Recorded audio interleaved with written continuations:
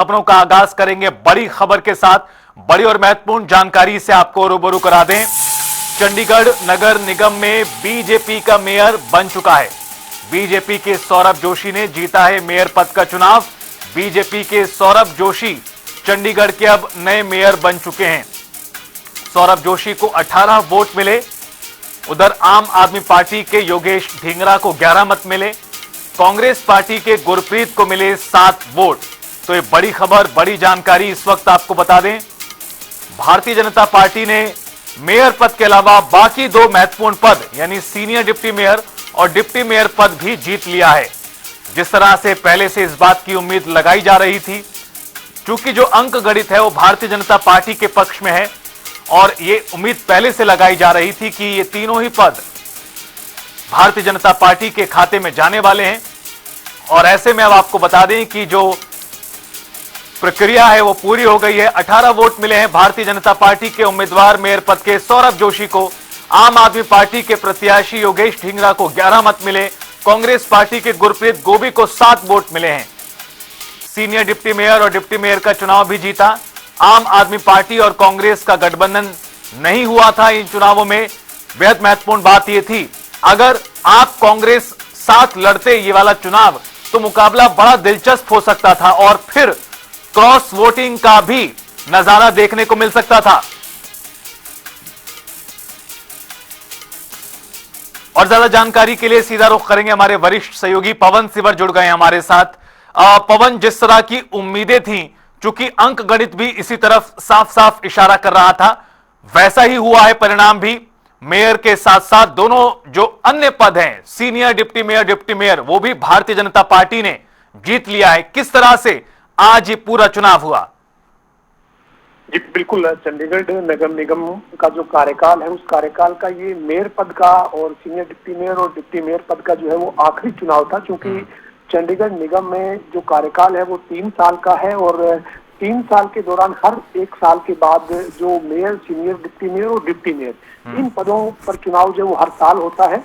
और ये इस अवधि का, इस कार्यकाल का ये आखिरी जो है वो चुनाव था, जिसमें एक बार फिर से बीजेपी को जीत इसमें मिली है। बीजेपी ने आज जो वो तीनों जो पद है वो अपने कब्जे में किए हैं। और यहाँ पर जो सौरभ जोशी है वो भारतीय जनता पार्टी के जो मेयर पद के उम्मीदवार थे, उन्होंने चुनाव जो है वो जीता है। और इसी तरीके से जो सीनियर डिप्टी मेयर और डिप्टी मेयर के पद है उस पर भी बीजेपी की जीत हुई है। और इसमें जो कांग्रेस है, कांग्रेस ने जो चुनाव की प्रक्रिया है उसमें मेयर का चुनाव होने के बाद वॉकआउट जो है वो एक तरीके से कर दिया था। जो कांग्रेस के सांसद हैं चंडीगढ़ के मनीष तिवारी और जो कांग्रेस के 6 पार्षद हैं वो सातों जो है वो वॉकआउट करके बाहर हो गए थे। और इस चुनाव में जो 18 वोट है वो बीजेपी के मेयर पद के उम्मीदवार सौरभ जोशी को मिले हैं। इसी तरीके से सीनियर डिप्टी मेयर पद पर जो जसमनप्रीत सिंह है उनको 18 वोट जो वो मिले हैं। उनके सामने जो प्रतिद्वंदी उम्मीदवार आम आदमी पार्टी के मुनव्वर खान थे उनको 11 वोट मिले हैं। तो इन तीनों ही पदों पर भारतीय जनता पार्टी 18 वोट के साथ जो है वो जीतने में सफल रही है।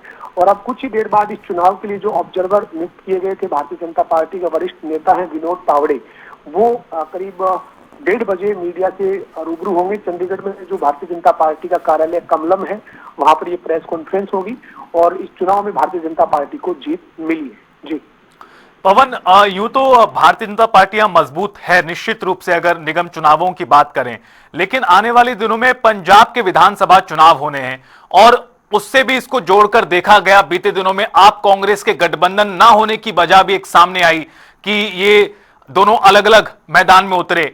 बीजेपी अब जीत चुकी है, जिस तरह से आप भी जानकारी दे रहे हैं। आने वाले समय में इस परिणाम का किस तरह का प्रभाव पड़ सकता है अगर आसपास राजनीति को देखें तो? बिल्कुल, निश्चित तौर पर इस चुनाव का सीधा असर एक तरीके से पंजाब के अगले साल होने वाले चुनाव पर रहेगा। और ये इस बात का संकेत तब जो वो स्पष्ट हो गया था जब आम आदमी पार्टी और कांग्रेस का गठबंधन इस चुनाव में टूटा। क्योंकि अगर इस चुनाव में आम आदमी पार्टी और कांग्रेस गठबंधन के साथ मैदान में जाती तो अगले साल होने वाले चुनाव में पंजाब में कांग्रेस और आम आदमी पार्टी के लिए मुश्किलें खड़ी होती। इसी के चलते इस चुनाव में आम आदमी पार्टी और कांग्रेस ने अलग अलग लड़ने का फैसला किया और नतीजा पहले से ही लगभग जब अलग अलग लड़ने का फैसला आम आदमी पार्टी और कांग्रेस ने किया तो तय हो गया था। क्योंकि बीजेपी के पास 18 की संख्या 36 का जो कुल गणित है उसमें से 18 की संख्या थी। तो बीजेपी के लिए एक तरीके से सब कुछ जो है वो सुरक्षित था। लेकिन कांग्रेस के पास 6 पार्षद थे, एक उनका सांसद का वोट था, 7 उनके वोट बनते हैं और 11 पार्षद आम आदमी पार्टी के पास थे। अगर ये मिलते तो 18-18 का बराबरी का आंकड़ा जो है वो बन सकता था, लेकिन ये समीकरण बनने से पहले ही टूटा, क्योंकि आगे पंजाब चुनाव जो है विधानसभा का अगले साल, उसके चलते ये गठबंधन जो वो सिरे नहीं चढ़ा और इसी के चलते इस बार भारतीय जनता पार्टी को कोई बहुत मशक्कत करने की जरूरत नहीं पड़ी। हालांकि भाजपा ने अपनी पूरी रणनीति जो भाजपा के चुनाव के लिए रहती है उस रणनीति के तहत ही पूरा चुनाव जो है वो लड़ा है और इसमें मेयर पद, सीनियर डिप्टी मेयर और डिप्टी मेयर तीनों पदों पर सफलता हासिल की है। बिल्कुल कोई क्रॉस वोटिंग नहीं हुई और जिस तरह की उम्मीद थी वैसे परिणाम आए। बहुत शुक्रिया आपका पवन, आप विस्तार से इस पूरी खबर पर बातचीत के लिए और जानकारी साझा करने के लिए। तो अब से कुछ ही देर बाद आपको बता दें कि जो औपचारिक तौर पर भारतीय जनता पार्टी का स्टैंड है वो भी यहां पर रखेंगे, जो ऑब्जर्वर लगाए गए हैं।